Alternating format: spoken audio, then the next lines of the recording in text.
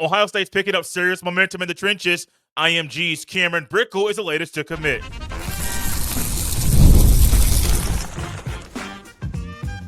You are Locked On Buckeyes, your daily podcast on the Ohio State Buckeyes. Part of the Locked On Podcast Network, your team every day. Welcome in, Buckeye fans, to another Victory Monday around here at Locked On Buckeyes, which is your daily Ohio State podcast, part of Locked On Podcast Network, your team every day. I'm your host, Jay Stevens, veteran sports talk host, delivering passionate coverage about your Buckeyes. And today's episode is brought to you by FanDuel. Right now, new customers can get $150 in bonus bets when your first $5 bet wins. During today's show, we will discuss why Ohio State might pick up another commitment from a defensive lineman today, as well as Brickle's best fit in Matt Patricia's defense. But first, not one, not two, but the Buckeyes have picked up 3 commitments from heavy human beings in a 4-day span. One was Aaron Thomas, the other was Damari Simeon, and the latest in this trio is Cameron Brickle, a 6'2", 305-pound defensive lineman that plays down there at IMG Academy in Florida. And this is huge for the Buckeyes for numerous reasons, not only because Brickle will fit into Patricia's defense, but also because this needed to be an emphasis for Ohio State during their 2026 cycle. Over the past few years, the Buckeyes have struggled at times to get quality offensive linemen to join the recruiting classes, as well as defensive linemen. They struggle to get quality ones. Or they got some quality ones, but they didn't get enough quality defensive or offensive linemen in those groups, which puts Ohio State in a weird spot this year. But they seem to knock things out the park. 4 offensive linemen are currently verbally committed to the Buckeyes. 3 defensive linemen are currently committed to the Buckeyes. It wouldn't shock me if you get a 5th O-lineman within the next month, and if you get 2 more defensive linemen within the next 2 weeks, because I think these are trending in the right direction for the Buckeyes in both areas. But if you want to focus just on the defensive line, you can't say anything bad. Corey Wilder, a really good football player. Damari Simeon, a really good football player. Cameron Brickle, they all 3 will fit very well in not only what Matt Patricia wants, but they'll work well with Larry Johnson too. And I got to give credit to Ryan Day, because Ryan Day is a coach that I have been very critical of, and I think we all have been very critical of, and we have reason to be critical of Ryan Day based on also things that have happened on the field. Yes, Ryan Day is a really good coach, but at times Ryan Day misses the mark. At times Ryan Day allows people to have a leash that might be a tad too long. At times, Ryan Day might take a little bit too long to go to the first and say, why are things the way they are? They need to change. Now, I don't know what conversations Ryan Day has had behind closed doors with those coaches and discussing some things that need to change. I have no idea. But we have seen a change in O-line and D-line recruiting this year. Now, for the defensive line specifically, this is a massive, massive boost. We're going to talk later about a guy that might commit to Ohio State today, as well as a young man that Michigan got, but it's not the end of the world. Trust me, when Michigan takes a Buckeye target on the recruiting trail, it never sits well with me, and I'm sure it doesn't sit well with you, but it's not the end of the world because of what Ryan Day is doing, changing things, kind of turning the tide a little bit. And it's not just Ryan Day. Have you considered what Tyler Bowen has done in his short time at Ohio State? Homie hadn't even coached a game yet, and he's already done a lot of great things on the recruiting trail. For Larry Johnson, I mean, I want to call LJ slim, because have y'all seen pics of Larry Johnson recently? My goodness, homie is slimming down. He's in his, mid-70s right now, and he's turning back the clock. He's not acting like somebody that's about to retire. And I know there's been speculation about Larry Johnson retiring after the past few years, and maybe that's what's taking the hit in the recruiting. We have all seen those things. Hey, man, but I've seen some Slim LJ recently. And Slim LJ is not looking like a man that's ready to turn in his whistle and leave Ohio State anytime soon, which is why I think Cameron Brickle and Damari Simeon are guys that are willing to commit to Ohio State, because think about how talented these two guys are. Specifically, we did a reaction pod an extra bonus pod, on Saturday, reacting to Damari Simeon's commitment. And if you go watch that young man play, you can quickly see why Larry Johnson wanted him. It's the same with Cameron Brickle.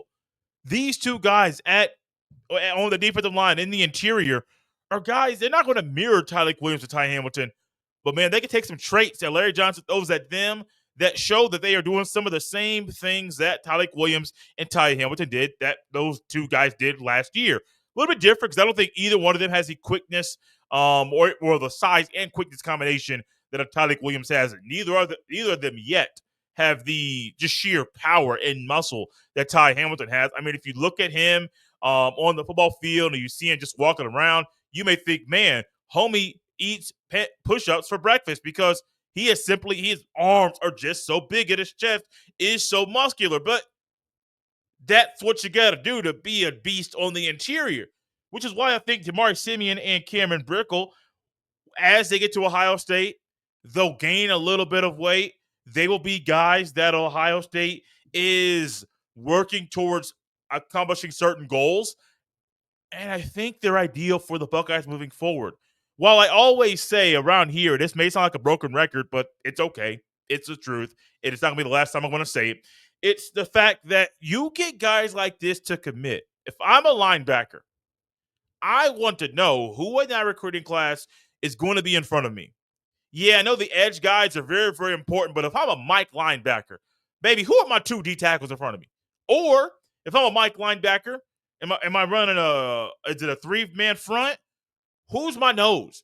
I got to know who the guy in front of me in my cycle is going to be that's going to clog things up to allow me to have a free lane to run downhill and bulldoze a guy with the ball in his hand. I want to know who that guy is going to be. And I'm not shocked the Buckeyes don't have 3 or 4 linebacker commitments right now, and they may only get 2, maybe 3 commitments from linebackers. But you want to know those things.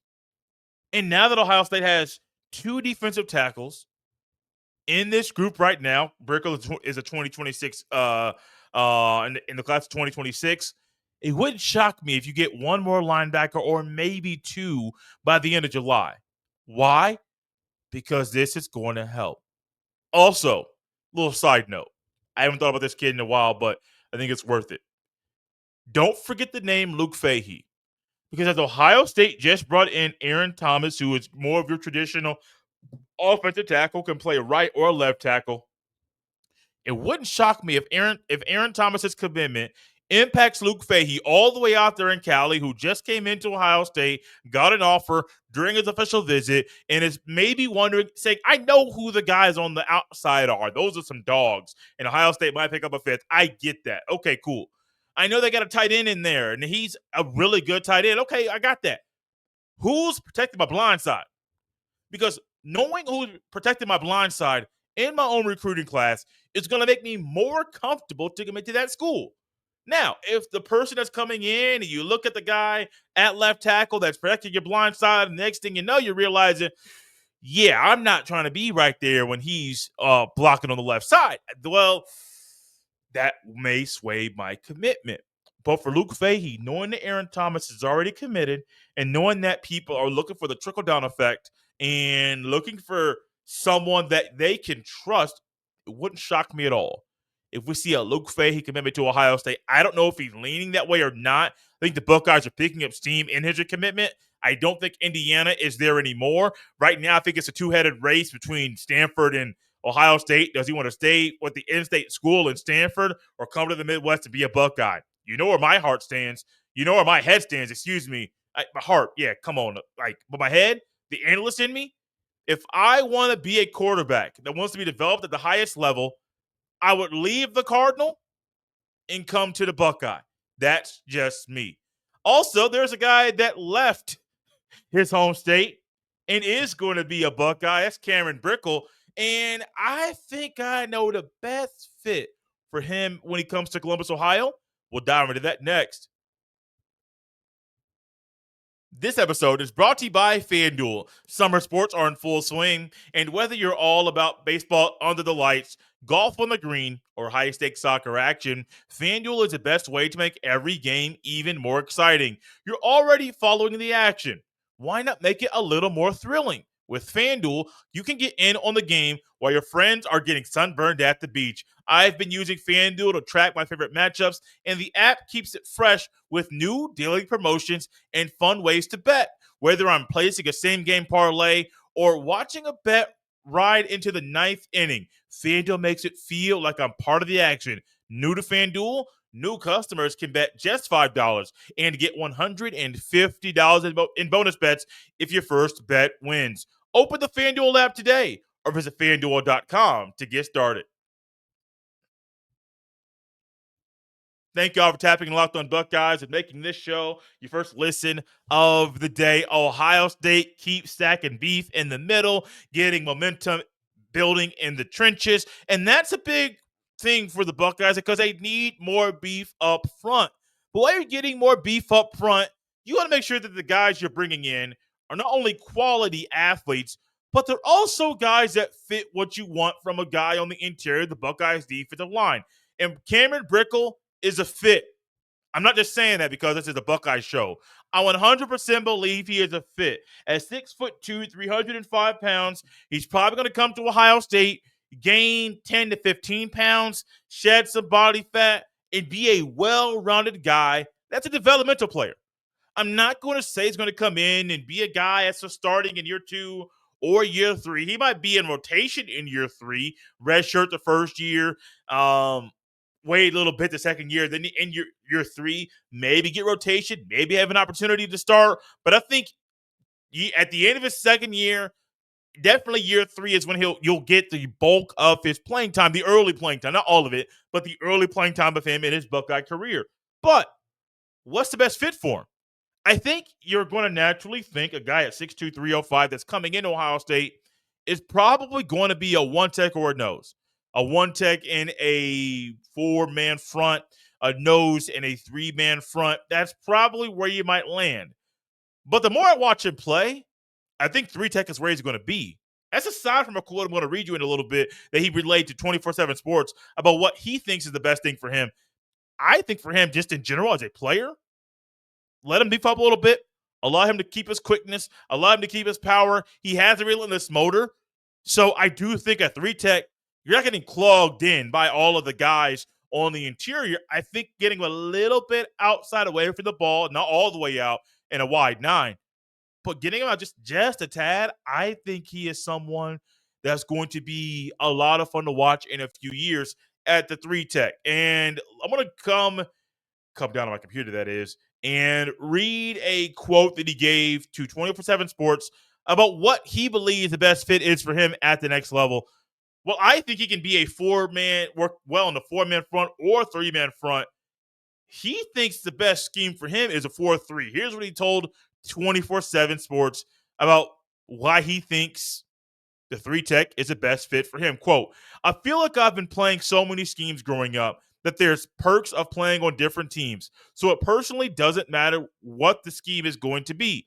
But the scheme I personally feel I best fit is a 4-3 scheme. Just because when it comes down to playing that 3-tech position, some teams run that 3-man front, and you are more so being that nose, that anchor. And I don't like to be that, end quote. Here's a thing that I think is going to help him moving forward is the fact that, yes, Ohio State has already worked with a heavier 3-tech that has been very, very successful. Now, I'm not saying he's going to come in and be what this prior individual was coming in at Tyleik Williams, where Tyleik Williams was a highly sought-after guy, coming to Ohio State, was well gifted with his talents, but also progressed and got better and didn't allow the injuries to be major setbacks for him, and he overcame those mental obstacles that those could have been to allow him to be a dog as he walked out of Ohio State with being a national champion. But I think Brickle being a heavier guy is actually going to be a plus for the Buckeyes moving forward, because it's one thing that Matt Patricia has done throughout his career in the NFL. While the Patriots worked primarily in a 3-4 front, which was, oh my gosh, very hard to stop, Matt Patricia's worked with different guys, different types of players, where you may get some guys that run a 3-4 that primarily have the same type of player on the D-line. Patricia had a different array of guys, a different set of players that were setting things up for him to be a more versatile coach than the average guy running a 3-4. You may think, Jay, A 3-4 look is a different look than the 4-3. It's more creative at times. It allows coaches to be able to dive deep into their bag and move guys around and really confuse the opposing quarterback. Yes, that's true. But I think Patricia, at his best, at his core, can run out there at the 3-4 for the first 4 drives of the game, move that thing around from a 3-4 to a 4-3 to a 4-2-5 with the same personnel that he's had every play during those 4 drives. And why is that? He knows how to coach one player to do multiple things in different fronts. Doesn't matter if it's a corner or a safety or a defensive lineman. It does not matter. He knows how to change the mindset, the shift, and turn the tide from this is what we've always done or this is what we have done lately and into this is what's going to be in the future. It's easier said than done. I wouldn't rule out Cameron Brickle being a nose in a 3-man front. Because like I just said, if you're consistently rolling out there in a 3-4, but all of a sudden you go from a 3-4 to a 4-3, maybe not to a 4-2-5, but if you have an outside backer athletic enough, you could roll out to a 4-2-5. And then do what? Confuse the opposition. Because they think you're running out there with the same personnel, that they can do some things with their own personnel to trip you up. Well, the next thing you know, you figure out, well, we know how to use our guys with your skill set, against your personnel to confuse you, to be the aggressor, to be the one that is pushing the right buttons. Trust me. That's what I think Matt Patricia is going to do in the fall. And we have not done many Matt Patricia shows or highlighting things that we can expect from the defense moving forward in quite a long time. But Brickle's commitment makes me think, with his relentless motor, with his desire to play 3-tech, but also knowing that if he can play nose and be in an odd man front, he's a more highly sought after prospect to the next level. No, I am not sitting up here saying that Brickle, if Brickle signs with Ohio State and uses all his eligibility in Columbus, that he's going to be a future NFL player. I am not going that far. Homie hasn't even played his senior year of high school football yet, so I'm not going to do that. He is not a Jeremiah Smith prospect. He's not a Caleb Downs prospect. He's not one of them dudes. So I am not doing that. He's not even a Luke Fahey type of prospect. And you ain't going to sit up here and get me to say, Luke Fahey, about 6 foot, 185 pounds, is going to be a future NFL player. He can be. Brickle can be. Buddy, I'm not about to be that guy to do that right now. No. I respect you too much to know that type of proclamation, let's use that word, to just fill space. No, I'm not doing that. I'm not going to make that hot take just to make a hot take. No, absolutely not. But what we are going to do around here on this show is realize that Larry Johnson is doing a pretty good job. I know I said it earlier. I know I said this may sound like a broken record, but that's okay. It needs to be said one more time. It's probably going to come up later this week if I know how things are going to be going in this week, especially on the recruiting side of things. This young man is what you want. The relentless motor that he has, his ability and desire to play a 3-tech, knowing Matt Patricia can work with different guys to allow them to be cross-trained, to be different types of players, makes this young man a kind of guy that when he gets on campus, he's going to gain some weight, going to shed some body fat. He's going to be someone that's going to learn, get more physical, keep his motor high at all times. And the next thing you know, as he waits his turn, homie might be a dog on the football field. There's another guy that a lot of people say is a dog on the football field at the high school level, and he also might be a dog at the college level, and he's also someone that the Buckeyes might get a commitment from today.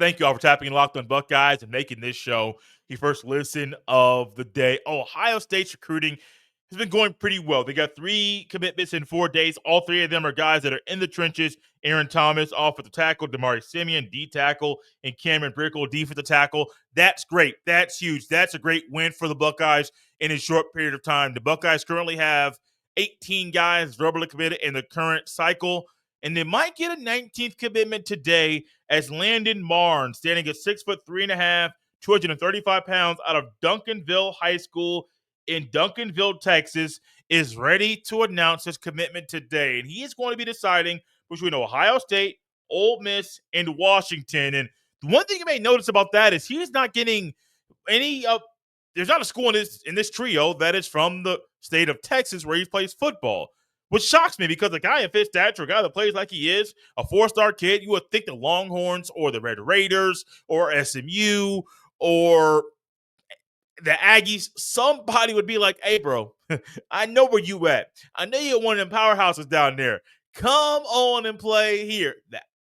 Maybe they did. I assume they went out there and pursued him with all they could.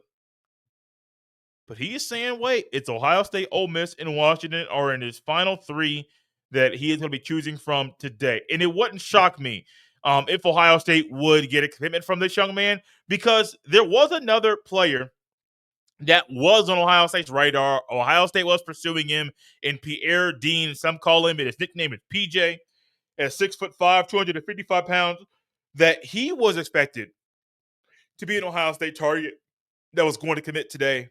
But after doing some reading and some digging, he is no longer an Ohio State target. The Buckeyes are no longer targeting him. Plus, it also seems like Georgia's going to be the place that he commits. So it's not only the fact that Ohio State's not targeting him, he's playing down south because Ohio State's going other ways. KJ Ford is another one that Ohio State is pursuing heavily right now, that they might get a commitment from him. So you're wondering, I think KJ Ford to Ohio State is not a done deal, but it's looking like that's going to be where he goes. Could you get a KJ Ford, a Kari Wilder, and a Landon Barnes all in the same recruiting class? It's possible. It's definitely possible. But the edge in Barnes today, I think the Buckeyes are not just moving away from PJ Dean because he's going to Georgia, but because they have other options and other people that they think are better fits for him. It could be Barnes today. It could be KJ Ford in the future. I think one of those two guys are players that the Buckeyes will get a commitment from. I don't have a great handle on today's commitment. I think of the three schools, Washington would be the one that I would say is in third place. Ohio State and Ole Miss are kind of 1 and 2 in me. But without getting a great handle on it, I think only Washington's right there because, it's kind of third place because I think Ole Miss and Ohio State would be better fits for a guy from where he is, for how he plays, and for really having a shot to win a national championship and to do a lot of winning in college football. I think he'll get developed better at those two schools over Washington as well. So what we got to see. We got to wait and see. But the PJ Dean thing, because I think PJ Dean, which was interesting because I was watching film on PJ Dean before coming on the show. He used to be an offensive lineman, and it kind of was shocking to me where I was looking at different clips and I was thinking, okay, where's he at? Where's he at? Okay, the guy that I thought was going to make the tackle wasn't on the D-line. He was on somewhere else. So he wasn't a linebacker. He was somewhere else. But Dean was playing, I think it was left tackle a lot of the time. So a lot of the time he was an offensive lineman, and then he switched to playing D-line. Had a great body transformation, which made you wonder, okay, it's a little level of commitment that he already has. It's different than other players. He'd be great for the Buckeyes. Then after doing some digging, it's like, oh, no. He is no longer an Ohio State target, which makes me think Landon Barnes might be the guy. Also, the PJ Dean thing is one that it's not fun to hear. It's also not fun to hear that Carter Meadows, it was the guy that Ohio State was going after. He ended up committing to the rival in Michigan, sitting at 6'6", 235-pound edge. Michigan won this one over Ohio State, Penn State, and South Carolina. And while it hurts, this isn't the end. It's unfortunate, though, because Ohio State beat Michigan and Penn State and Texas for Damari Simeon. Michigan got this one. Ohio State got them last week. Ohio State also lost out on another edge target in Luke Wafel, who committed to USC. Over Ohio State, you win some, you lose some. I wouldn't get down about this one or either one of these. About PJ Dean no longer being an Ohio State target, probably going to be going to Georgia, committing there today, or with Carter Meadows, big edge defender that committed to Michigan over Ohio State. Those two things, even Luke Wafel, those three things could be things that could get you down in recruiting and say, oh, man, things are trending in the wrong direction. But what did we mention earlier in the show? Things are actually trending in the right direction. Oh, off of the tackle, 2D tackles, one at 275, one at 305. Both guys have great motors. Simeon has a great pop and explosion. Brickle is a force in the middle. These are the things you want. So don't let the things that are happening right now where Michigan's winning some and USC's winning some and Georgia might win today. Don't let those things get you down and forget about Brickle and Simeon and Thomas and the fact that Buckeyes might end up getting a commitment from Landon Barnes' teammate in high school, KJ Ford. So if you get Kari Wilder, great. If you get Landon Barnes, you might end up getting KJ Ford. What are you looking at there? What's that? 5 defensive linemen currently in the class. If all of those things, no, well, Ford's a linebacker. Ford's an edge. I don't know why I said linebacker. So you could be getting 2 more.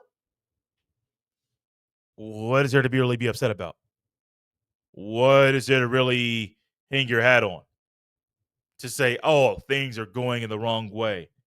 Ohio State currently has 3 defensive linemen currently committed. You could get D-line teammates in Barnes and Ford to commit as well. That'd be 5. I think the sweet spot, if those 5 actually happen, there's 3 already. If you get 2 more in Ford and Barnes, I would still personally like to see 1 more defensive tackle commit, preferably a nose or a 1 tech, preferably someone that you know coming in is already going to be on the interior as close to the ball as they can get. I think that'd be 1 more. But if that doesn't happen, the portal is still a thing. And I think that can't be missed with the recruiting of high school guys, especially in the defensive line. One, a lot of them are going to wait a little bit longer to announce their commitment. So don't be upset if by the end of July, if someone has not committed or you're heading into week 1 and somebody has not committed and you only get 4 or 5 guys on the D-line verbally committed in this cycle. Don't be shocked if that happens because some of them are going to wait. Keep in mind, though, think about a defensive tackle that the Buckeyes are going after that's trying to fall down that Glenville pipeline from Cleveland to Columbus is Jameer Perez. Jameer Perez is still committed to Florida. But something tells me, I'm not saying it's going to be a last-minute flip like it was last year with Tobo Rogers, who committed, I believe, on signing day. But it wouldn't shock me if Perez eventually at some point says, what the Buckeyes want in a guy on the D-line is what I am. And they go out there and lure that man and say, oh, leave Billy Napier. Play for Ryan Day. It makes a whole lot more sense. We do a whole lot more winning. Stadium is bigger. Fan base is bigger. Everything about Ohio State lately has been better and bigger than Florida. So leave Gainesville. Come to Columbus. It's closer to home. You know, mama and your dad and your auntie and your uncle and all your relatives will be able to come to the game, come to the shoe, and watch you play, make that thing happen. So just in fact, it seems like Ohio State, let's say Barnes and Ford commit. That's 5 guys on the defensive line. I think the sweet spot is 6. I think they desperately need 6, especially a 1 tech or nose. It wouldn't shock me if that 6th one comes from a guy that plays for Ted Ginn Sr. Just got to figure out when he's going to flip. I don't know when it's going to happen. But like the Buckeyes, I think they're trending in a good spot for Barnes and Ford. I think they're trending in a better spot for Jameer Perez to flip from the Gators to the Buckeyes. Thank y'all for tapping in Locked on Buckeyes and making this show your first listen of the day. For your second listen, check out the portal because my guy, Brian Smith, he's got the latest rumors, the portal entries, and signings. Be the most informed fan on the rapid changes to the college football landscape. Find the portal and Locked on Buckeyes on the YouTube or wherever you listen to podcasts. You can follow me on any social media platform at jstevens07. Send every email to jstevens317@gmail.com. This has been Locked on Buckeyes right here on a Victory Monday. We'll see you next time.